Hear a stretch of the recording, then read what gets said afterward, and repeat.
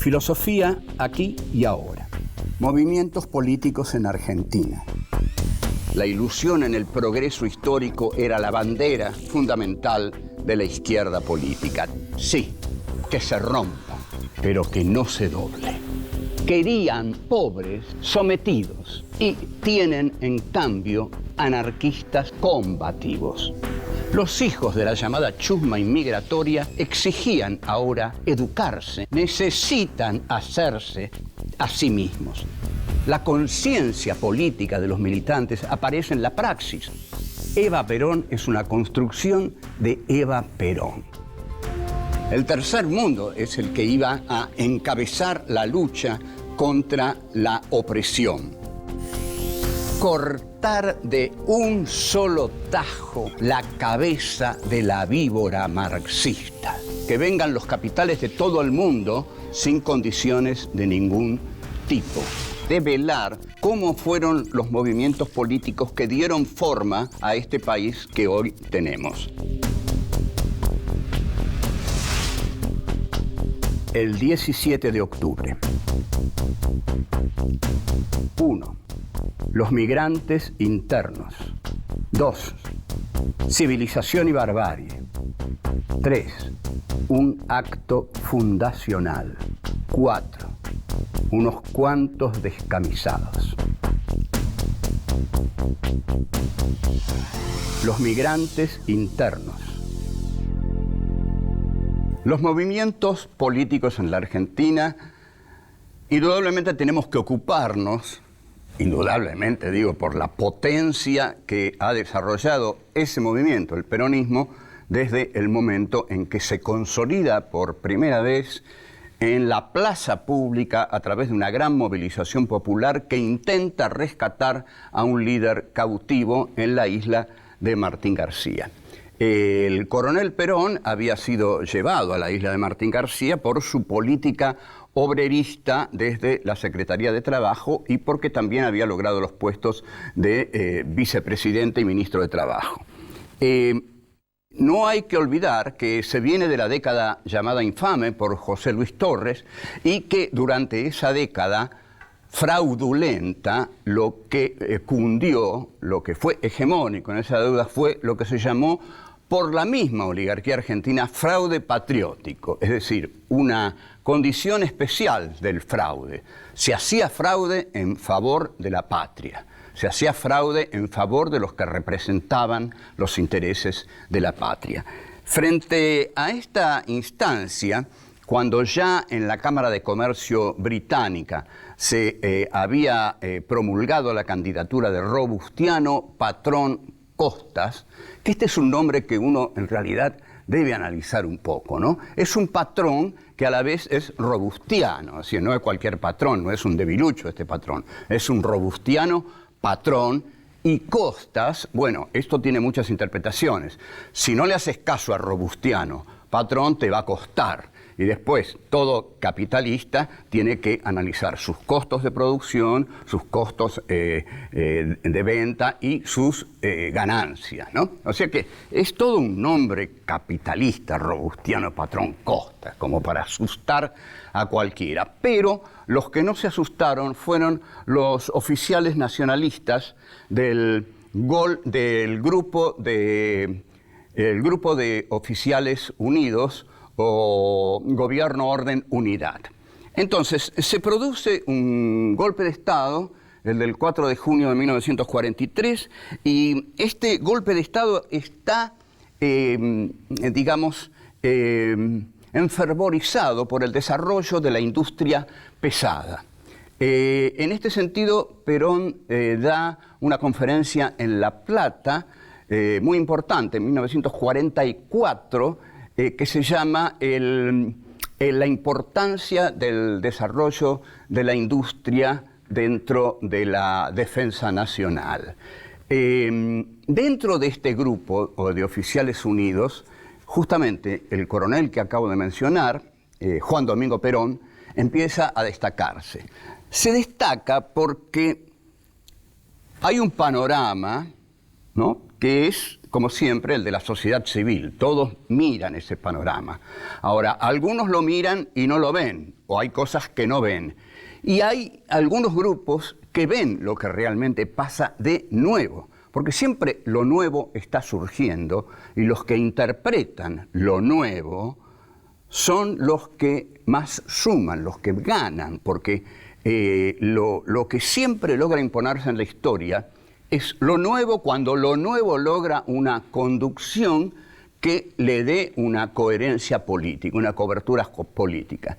Lo que había visto este coronel Perón era lo que se llama migraciones internas. ¿Por qué las migraciones internas? Estaban llegando a la capital federal, a Buenos Aires, los migrantes internos, es decir, los morochos del interior, los de la piel oscura, la negritud, digamos, estaba llegando a Buenos Aires por un proceso económico de sustitución de importaciones. Esto lo voy a decir brevemente porque en realidad ha sido dicho, pero hay que decirlo.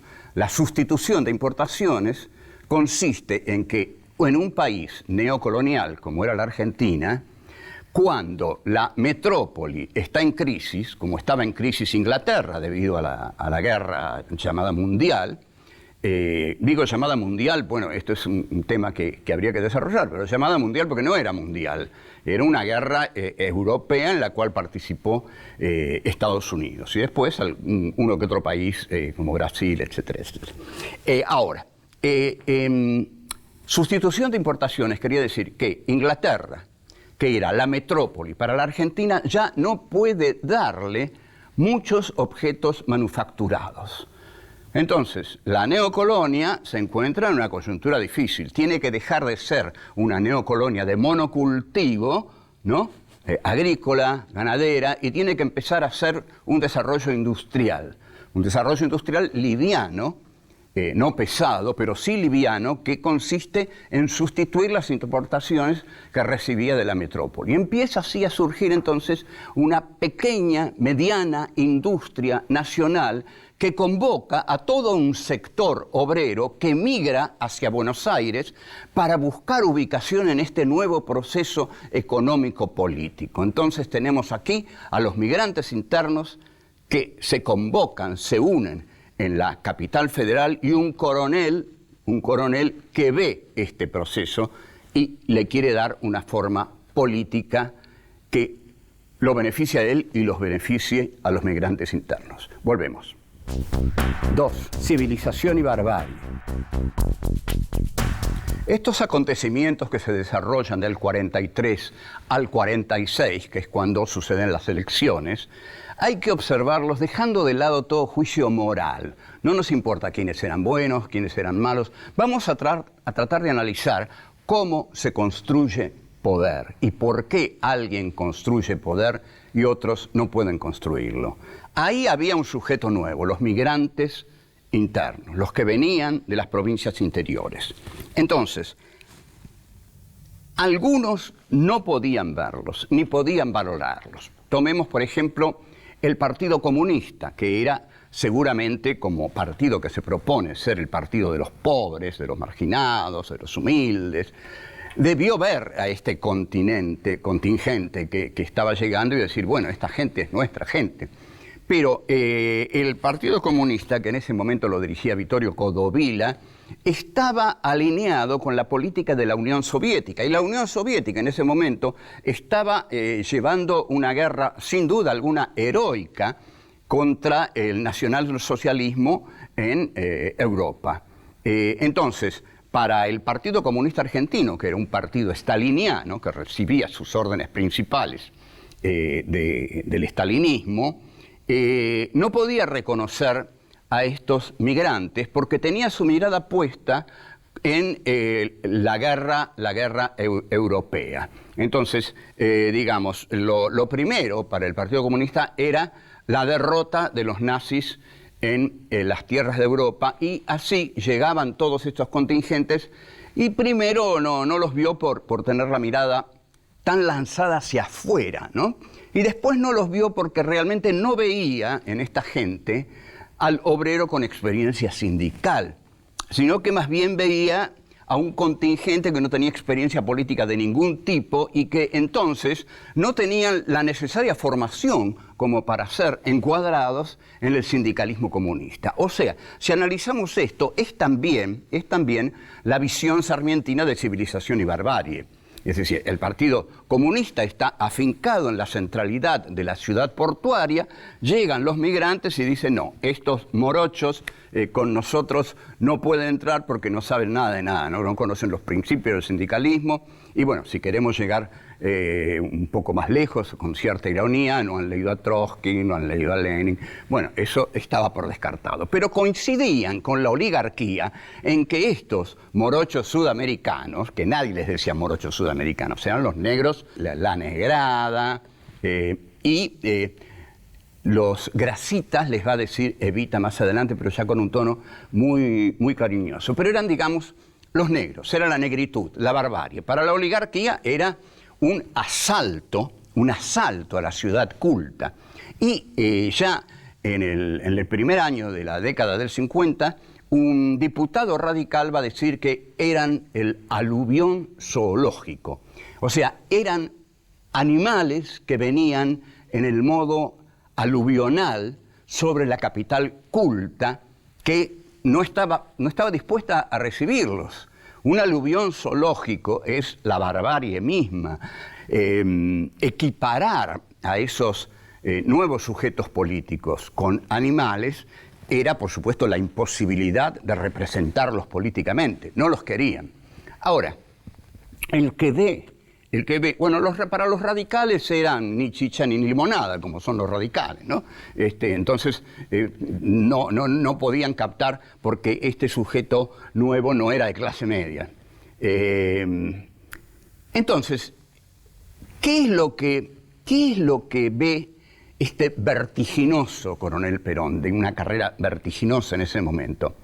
Bueno, ve a este nuevo sujeto y dice, alguien lo tiene que captar. Este sujeto, estos negros odiados por la oligarquía, por el Partido Comunista, por los radicales, por los conservadores, me los voy a captar yo. Entonces, pide al GO, movimiento que quiere desarrollar la industria pesada en la Argentina, Perón pide la Secretaría de Trabajo. Y desde la Secretaría de Trabajo comienza a relacionarse con este nuevo contingente.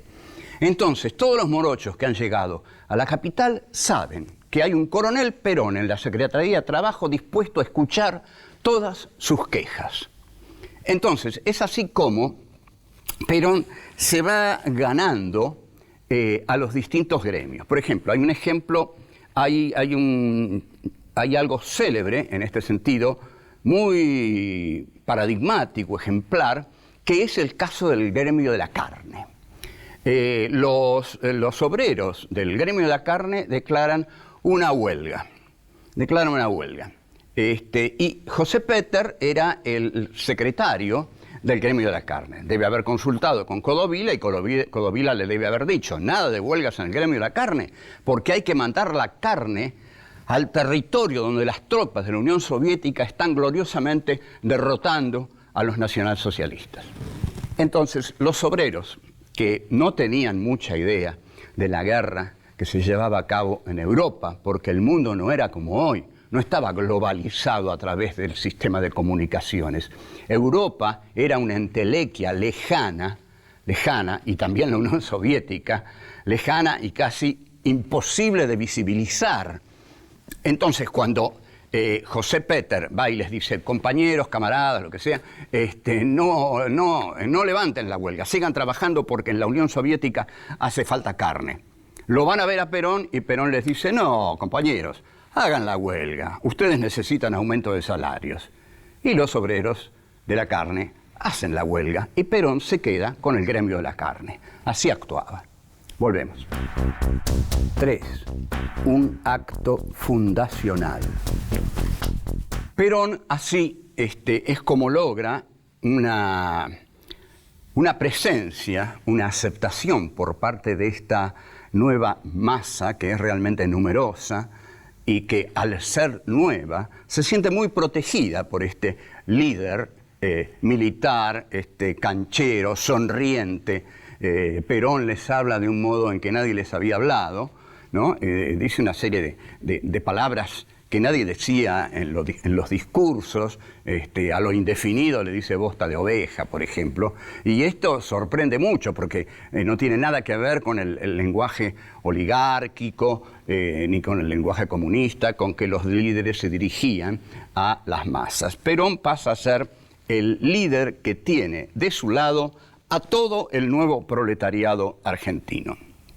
Entonces, esto es de tal gravedad que la derecha del ejército pone preso a Perón y lo envía a Martín García. Pero bueno, sin duda, como lo demostrará después, está dispuesto a aceptar su papel de líder de masas.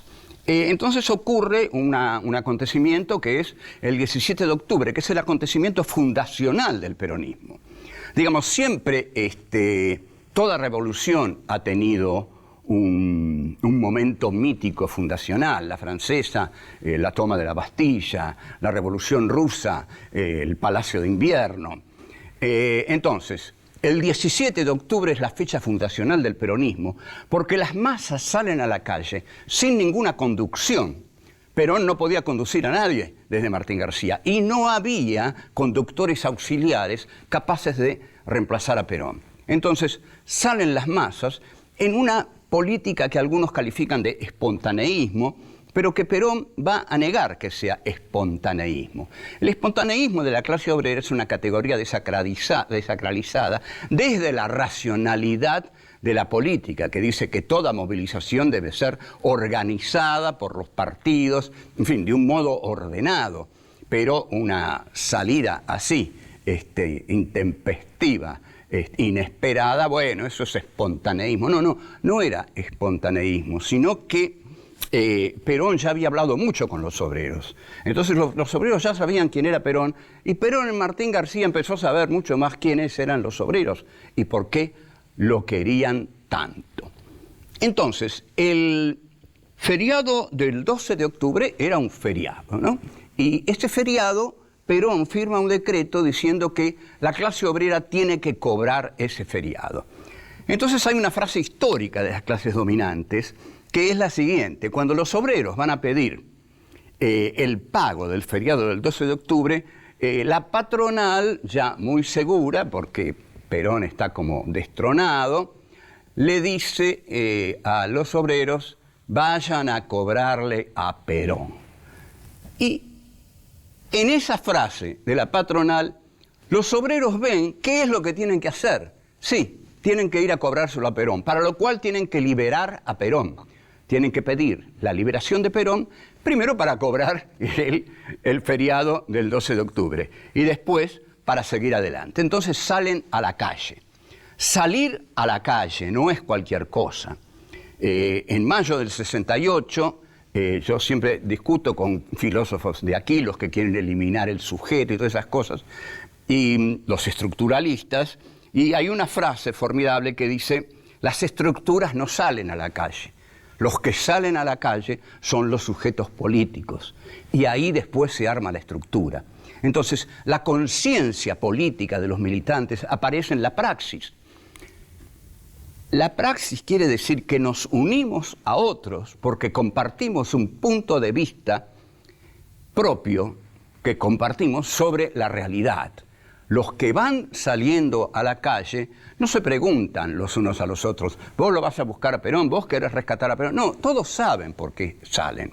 Salen porque están peleando por lo suyo, y lo suyo lo ven representado por este coronel Perón. Entonces, esta gente que sale a la calle lanza una consigna que ha sido cruelmente utilizada por el antiperonismo. Entonces, esta consigna es: alpargatas sí, libros no. Por favor, escuchemos, porque la interpretación es la siguiente. Los estudiantes estaban contra el peronismo, contra Perón y contra los obreros y contra los migrantes, porque a la universidad no iba un obrero. Un obrero no iba a la universidad. La universidad le estaba negada a un obrero. Entonces, un obrero no tenía libros, no leía libros. Los libros se leían en la universidad y se dictaban en la universidad. ¿Qué tenía propio un obrero? ¿Qué era lo propio? Bueno, la alpargata. porque con las alpargatas se paraban en el mundo, caminaban por el mundo y era la identificación de la identidad obrera. Entonces, ¿cómo no iban a alargar esa consigna? Alpargatas sí, o sea, nosotros sí, libros no, ellos no, porque ahí había un enfrentamiento, sin duda alguna.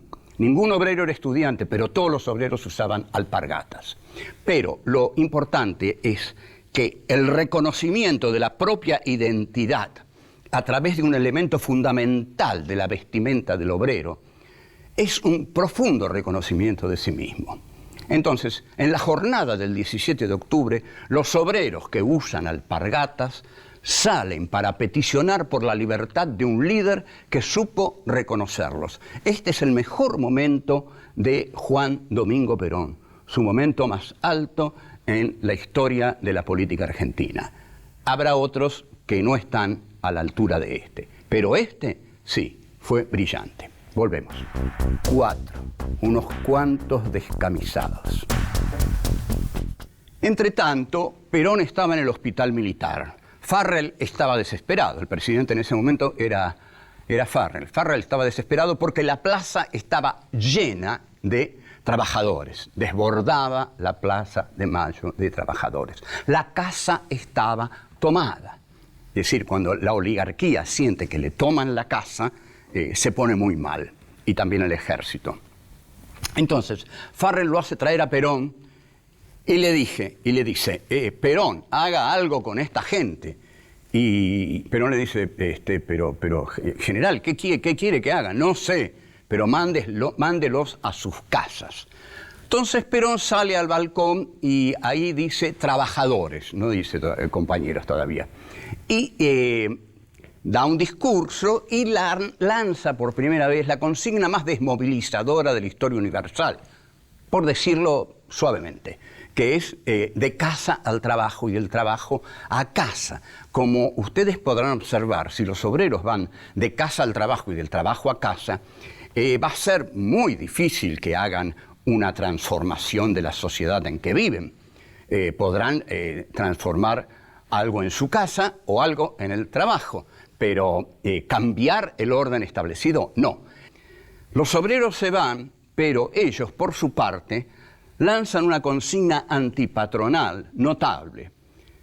Hay obreros que han declarado, yo, bajo el peronismo, aprendí a hablarle a los patrones sin miedo, de igual a igual. Con lo cual podemos decir que sin duda alguna, si el peronismo no fue un movimiento socialista, fue sin duda un movimiento antipatronal. Y la clase obrera que abandona la plaza ese 17 de octubre, la abandona bajo la consigna, mañana es San Perón, que trabaje el patrón. Cosa que al patrón no le gusta nada. Primero porque al patrón no le gusta trabajar. Y tampoco le gusta que sea San Perón, porque los santos son otros santos los que quieren los patrones.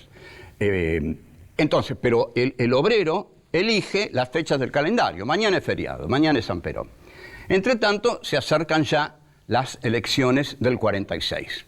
Y Perón, cuando llegan esas elecciones, lanza un decálogo para los votantes, que es, en verdad, muy revolucionario para la época. La primera frase es, no vayan a fiestas que inviten los patrones, o no vaya a ninguna fiesta que inviten los patrones el día anterior a las elecciones. ¿Por qué? Porque los patrones podían invitar a los obreros, a los empleados de la distancia, vengan a una fiesta, y les daban dama juana y los reventaban y se pasaban el día de las elecciones durmiendo. Entonces Perón, muy hábil, dice, no vaya a ninguna fiesta que inviten los patrones. Después dice, si el patrón cierra la tranquera, rómpala y pase a cumplir con la patria.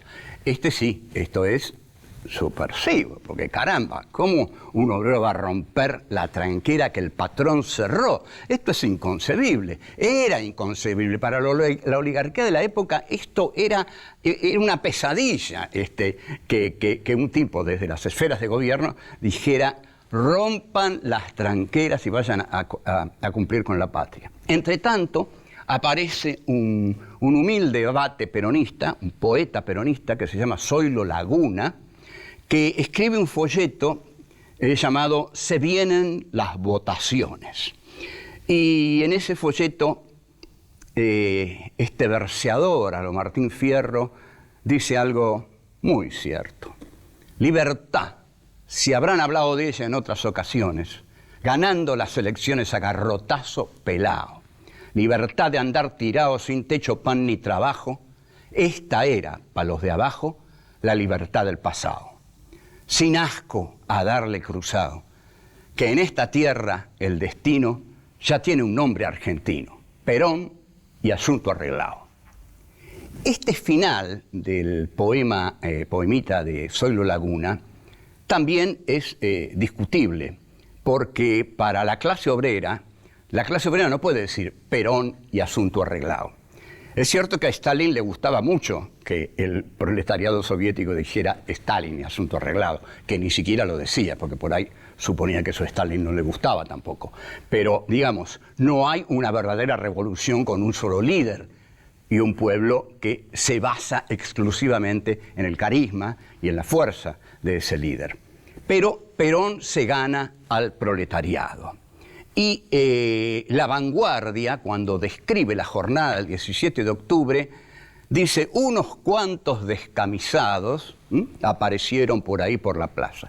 La palabra descamisado, que intentó ser agraviante, descamisados, tipos que ni siquiera usan traje, que andan por ahí en mangas de camisa, es recuperada por el peronismo, pero no como insulto, sino como factor de identidad, igual que la alpargata. Porque esta es la composición totalmente plebeya del primer peronismo. Las alpargatas y los descamisados. Y después cambia el modo de hacer política. Y esto lo ve muy bien John William Cook. Hasta Perón, digamos, interpreta Cook. La política era una cosa reservada a los caballeros. Los humildes no entraban en la política. Eso era para las clases altas, para los caballeros. Entonces John William Cook, gran teórico del peronismo de izquierda, dice: lo siento, señores, nosotros somos peronistas, no somos caballeros. Y así surge el peronismo en esa jornada agitada, vertiginosa del 17 de octubre, con muchos protagonistas, y una de esas protagonistas, aunque no ocupa el lugar principal, fue Eva Perón. Y bueno, Perón gana las elecciones y ahí empieza otra historia. Chao, hasta luego.